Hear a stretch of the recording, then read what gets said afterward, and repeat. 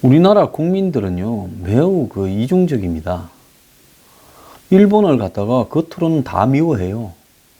일본 차를 타고 다니는 사람, 너 왜 일본 차 타고 다니냐? 이렇게 이야기를 하고, 그 다음에 일본 문화에 빠진 젊은이들이 상당수고 대부분인데, 근데 그런 부분들을 이렇게 겉으로는 외색 문화라고 아직도 이야기를 해요.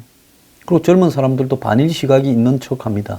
근데 개별적으로는 전부 일본 만화를 통해 일본 글을 배워요. 일본 영상을, 만화 영화를 보고 또 글도 배우고, 일본 오락에도 빠져 있고, 이런 데 다 지금 빠져 있습니다. 2016년에 일본을 1년 동안 찾은 사람이 509만 명인데, 2017년에는 714만 명으로 40.3%가 늘었고, 올 1, 2월 달에는 두 달 만에 151만 2,100명이 가서요, 작년보다 23.4%가 늘었다는 겁니다.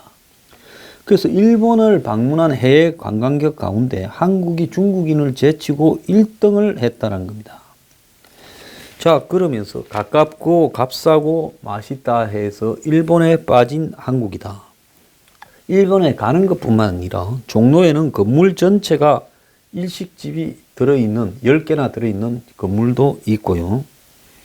그래서 한일 문제, 독도사, 위안부 문제 떠나서 좋은 거는 또 좋은 거다라고 이야기를 한다는 거고, 임대료가 제일 비싼 강남 홍대에는 요즘 성공하는 공식이 일본 식당을 내면 성공을 한다라고 하고, 이자카야가 한 집 건너서 일본 선술집이 있고, 강남역 주변에는 요즘 또 트렌드라는 일본 가정식 집이 줄이어서 지금 생기고, 거기 또 앞에는 먹으려고 줄을 서고, 일본 정종 사케 수입이 10년 새 3배 늘어났고, 젊은 사람들이 일본 문화에 엄청난 관심을 보인다. 그러고 제주도 갈 돈이면 일본에 가니까 20, 30대 직장인들이 일본에 10번, 20번 간 사람들이 수두룩하고, 애나 가격이 6년 전에 3분의 1로 떨어져서 더 좋고, 여기에 관광 인프라도 갖추고 있고, 가성비를 따질 때 일본이 제일 좋다.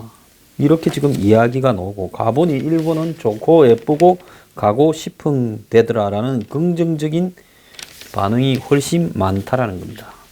자, 제가 이 이야기를 하는 이유는요, 우리 한국 사람들이요, 겉으로 일본이라고 하면 전부 이빨을 바득바득 갈고 하면서 뒤로는 일본을 다 즐기고 있다는 겁니다. 제가 대학 다닐 때 일본 문화가 이제 개방하냐 마냐 해서 택도 없다 그랬어요. 근데 그때 뒤로 비디오로 뭐로 전부 일본 영화들을 다 보고 그렇게 고상한 척 하는 사람은 그렇게 살았습니다. 이제는 아주 드러내놓고 이중성이 지금 한국 사회에 만연하고 있어요. 자, 문대인이 얼마 전에 우리 사회의 공공성이 아주 사사롭게 사라져버렸다.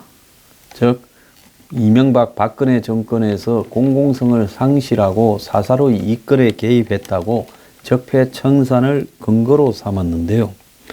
이런 한국의 공공성이 현 정부에서는 주류 세력을 교체하는 수단으로 지금 이용이 되고 있다는 겁니다. 말은 공공성을 위해서 그렇다라지만 자신들이 그 중요한 공직에 앉히는 사람들을 보면 지극하게 자신들의 정치적 사사로운 인연에 따라서 공직에 앉혀요. 국정원 개혁위원회에 정해고 앉히더니만 얼마 전에는 또 헌법 무슨 대통령 개헌 특별자문위원회 위원장인가에 또 정해구를 앉혔습니다. 사람이 글이 없어서 여다 저다 쓰고 있습니까? 그러다가 이제 절정은 금감원 원장의 김기식이라는 한마디로 아주 편협한 경제적 사고관을 가진 사람, 한편에 서서 적극적인 이해를 반영했던 사람을 금감원에다가 앉히고 있습니다. 장하성이, 김기식이 전부 참여연대에서 재벌들 감시하던 명분을 가지고 설치던 사람들 아닙니까? 그런데 그들이 과연 지금 그렇게 도덕적인가 하는 부분도 우리가 좀 봐야 될 부분이 있지요. 자, 김기식이 1인당 350만 원에서 600만 원을 가지고 고액 강좌를 운영하고 있다. 즉 자신이 국회의원을 비례대표를 했죠. 지난번에요. 비례대표하고 난 뒤에 지역구에 출마하기 싫었는지 출마는 안 하고 문재인 캠프에 있었습니다. 그런데 지금 김기식이 금융검찰의 수장으로 임명이 되었습니다. 청와대와 여당은 김기식이 개혁성과 전문성을 가졌다 했어요. 그런데 자기가 현재 더 미래연구소의 소장으로 있는데 3년간 은행, 보험사 등 금융기관의 대관 담당자가 참여하는 수백만 원의 교육 프로그램을 운영해 왔다고 합니다. 은행이나 보험사 등 금융기관에서 대관 담당자라고 하면, 대관이라고 하면 한마디로 공무원들 상대로 로비하는 것을 전문으로 하는 사람들을 대관 담당 직원이라고 이야기를 합니다. 저는 이런 사람들을 대관이라고 부르는 데 대해서 옛날에 처음 듣고는 깜짝 놀랐어요. 무슨 놈의 이 기업이나 은행이나 이런 데다가 대관 로비 담당 직원이 따로 있느냐. 그랬는데 김기식이가 참여연대에서 재벌이나 금융권을 작살내는 것을 보고 그러고 난 다음에 이 사람이 국회의원이 되니까 한마디로 3년간의 운영을 했으니까 얼마입니까? 2015년부터 했다는 거 아니에요? 그럼 김기식은 국회의원을 하고 있을 때 이걸 만들었다는 거죠. 연구소를요. 그래서 이 은행들, 금융기관들 두들겨 잡는 걸로 비례대표 달한 사람이 국회의원을 하면서 각 금융기관의 대관 담당 직원들한테 350에서 600만 원을 고액을 받고 강좌를 열면 너네 우리 강좌 들으면 봐줄 거고 안 들으면 죽여버린다라고 해석될 수 있는 소지도 있지 않겠습니까? 그러니까 금융기관들이 뭐예요? 들어봐서 그 등록해서 들어줘라. 안 그러면 또 등록 안 하면 안 한다라고 우리를 조질라. 이렇게 생각할 수 있지 않겠습니까? 제가 뉴스 브리핑을 운영하지만은요. 수백 건의 후원금을 내겠다라는 연락을 받았거나 기업체로부터 큰 돈을 내겠다라는 연락을 받았지만은 단 한 번도 그런 분들을 접수시킨 바가 없습니다. 하려면 당신의 이름과 전화번호 드러내놓고 주소 밝히고 하라고 하고 있습니다. 그건 뭐 때문에 그러냐? 그렇게 하면 안 되는 거죠. 그렇지 않습니까? 저는 특정한 쪽에 서서 경제적인 이해관계를 가질 필요가 없기 때문에 그렇게 해는 돈을 받아도 되지만은 그런 것이 정도가 아니라고 생각하기 때문에 안 하는 겁니다. 그런데 하물며 그렇게 이해관계를 가지고 패는 대상들한테 자, 방망이 들고 내 강좌 들으면 봐줄게 이런 식으로 한 거하고 뭐가 다릅니까? 금융업계를 상대로 고액 강좌를 운영해서 돈을 벌은 사람이 벌었다는 거는 내가 안 썼다고 할지는 모르더라도 좌우간 김기식이 주도해서 이걸 자기 연구소에서 했으니까 벌었다고 표현하는 게 당연하지요. 이런 사람이 금융기관을 감독할 경우에 이해상충이 지금 생기는 거 아니냐는 겁니다.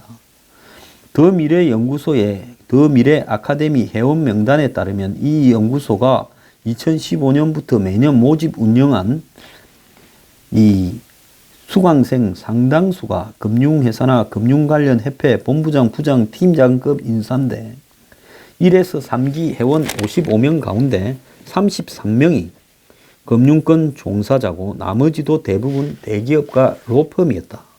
그러면 평균 500만 원이라고 보면 회원이 55명이라고 보면 한번 생각해 보십시오. 이것만 해도 자 50명, 10명이면 5천만 원, 100명이면 2억 한 7천만 원쯤 되는 돈인데 그 연구소 운영하는 비용이 거의 다 나왔네요. 그런데 이 강좌를 운영해온 곳이 민주당 의원들이 주축이 된 싱크탱크 더 미래 연구소라는 거죠. 현역 의원 22명이 참가를 했다고 하는데 현 김기식 원장은 이 연구소를 설립해서 운영을 주도하면서 이사, 운영위원장, 연구소장 등을 다 맡았다고 합니다. 그러니까 연구소 설립 다음에 2015년에 미래 리더 아카데미 과정을 열었고 여기에 민주당 현역 의원과 대학 교수들이 강사를 했고 연구소는 강연 소개에서 수강생과 국회의원 간의 정보 인적 교류 및 네트워크를 도모할 수 있다. 이랬으니 민주당 의원들이나 한마디로 참여연대에서 자신을 공격하는 쪽에 탁월한 김기식하고 네트워크를 만들라고 이렇게 생각하는 사람이 오려고 하는데, 안 그래도 이 목적도 그렇게 써놨으니 다들 왔겠지요. 제가 만약에 이 미래경영연구소의 이렇게 목적에 한마디로 각 이 정당이나 정치권에 있는 사람과 인적 교류와 네트워크를 도모함을 목적으로 한다, 이렇게 해놓고 각 정당의 사람들을 회원으로 가입시켜서 때로는 지지 발언을 하거나 서로 모임을 가지고 이렇게 하면 이 미래경영연구소에서 하는 뉴스 브리핑이 공정하다고 남들이 보겠습니까?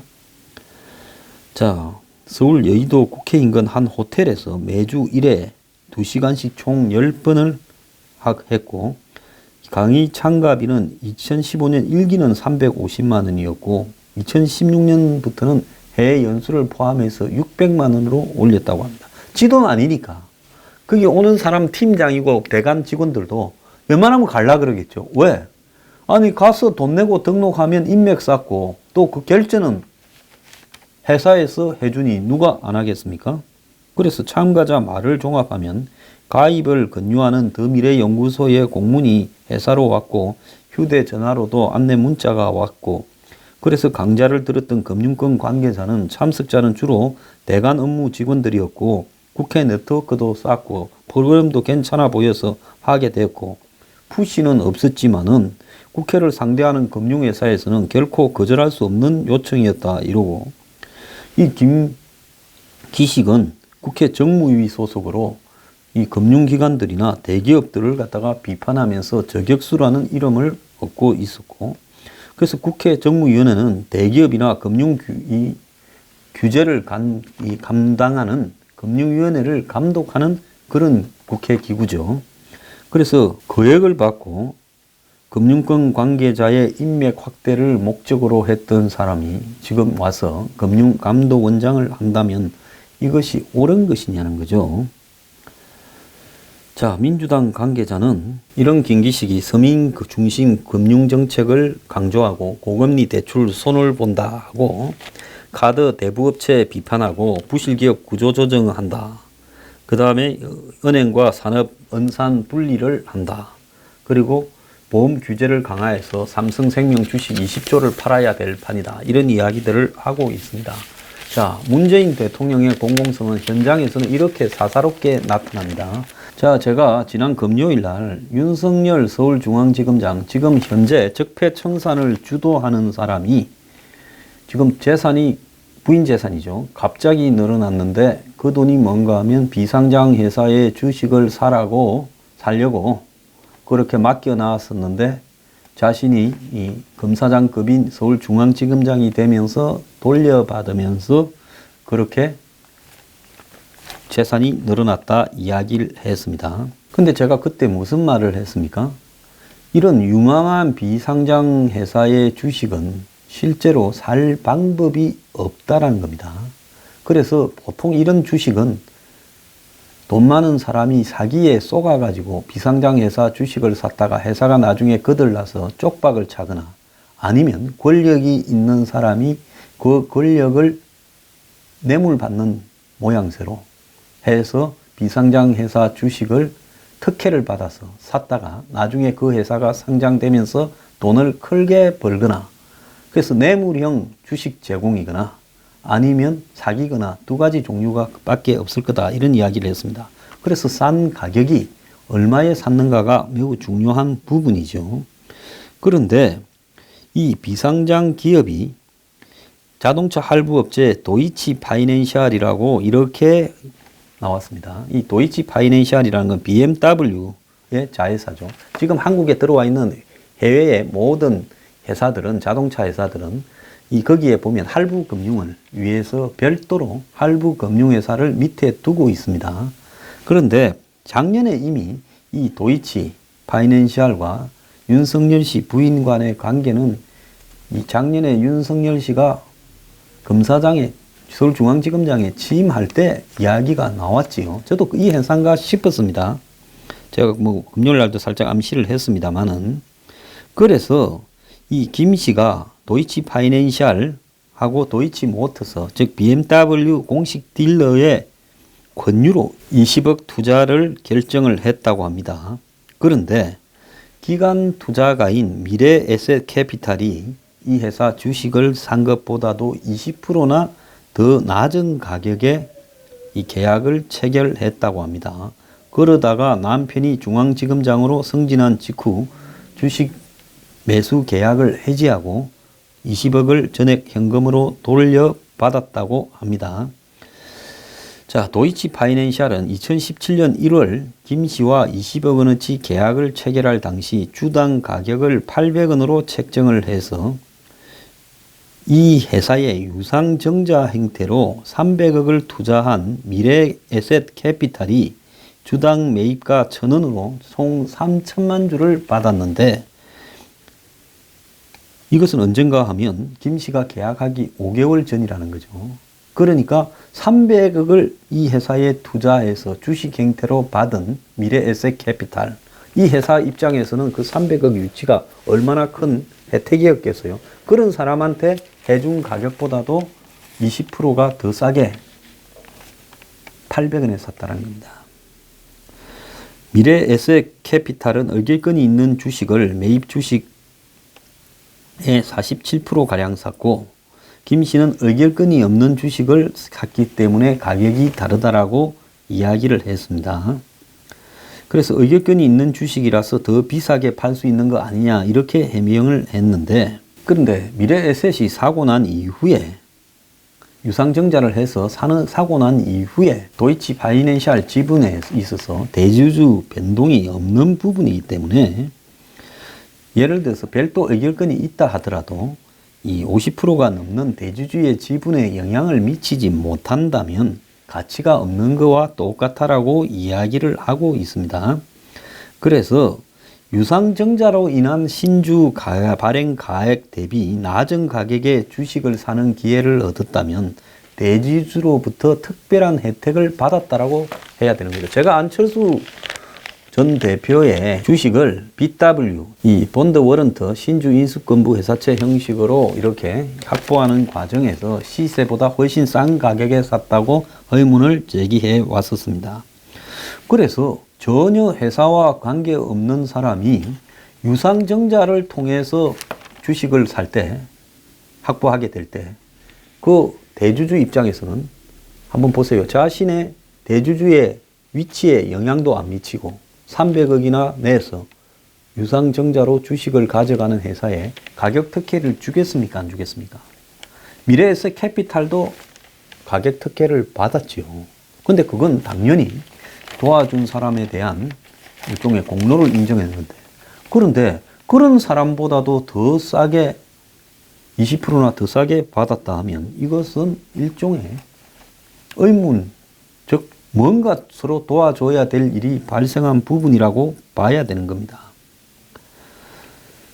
자, 이 지금 일이 그러면 뭔가 대가가 있을 수 있겠지요. 결국은 이 권 대표라는 도이치 파이낸셜 대표가 투자를 권유하기 한 달 전에 이 같은 계열 모회사인 도이치 모터스, 그러니까 BMW 파는 딜러사가 경기도 수원 권성구 고색동 일대에 땅을 18,400평을 샀는데 여기에 이제 차를 12,000대를 수용할 수 있는 중고차 거래소 도이치 오토월드를 지으려고 했다는 겁니다. 그러니까 BMW 공식 딜러사가 수원의 일대의 야산에다가 중고차 판매장을 만들려고 했죠. 이 중고차 판매장은 항상 그게 중요합니다. 지목 변경이 핵심인 부분이에요. 그래서 땅을 굉장히 넓게 사야 되지 않습니까? 차를 12,000대를 주차시켜야 되니까요. 그래서 이 중고차 판매장을 갖다가 허가를 받고 별 탈 없이 이렇게 땅을 용도 변경을 했으나 이렇게 하게 되면 그것은 큰 이권 사업으로 흔히 이렇게 나오는 이야기입니다. 그래서 이 중고차 이 판매소가 이미 지난달에 분양이 완료됐다는 거예요. 그걸 자기들이 다 하는 게 아니라 자기들은 그 운영을 하고 코나별로는 다 분양을 하죠. 그래서 도이치 모터스는 2016년에 20억 영업 적자를 냈는데 작년에는 이런 것들이 있어서 43억의 흑자를 냈다는 겁니다. 그리고 이제 이때 나왔던 이야기가 윤석열 부인이 2013년에 도이치 파이낸셜 주식 40만 주를 2억에 매입을 해서 남편이 승진 이후인 지난해 6월 2억 1,323만 원의 전량 매도를 한 일도 나왔는데요. 뭐 그 돈 1,200만 원 정도 이렇게 주식 가격 오른 거를 이렇게 이 재산 신고에는 누락했다. 그럴 수 있습니다. 저 충분히 이해를 합니다.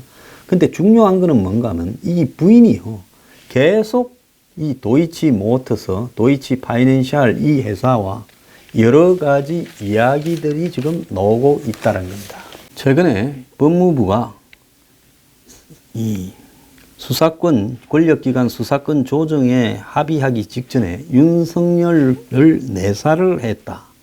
검찰을 여기에 아예 패싱을 시키고, 그래서 문무일 검찰총장이 얼마 전에 문제를 제기했지요. 근데 윤석열을 뒷조사했다라는 보도가 지난 주말에 나왔습니다.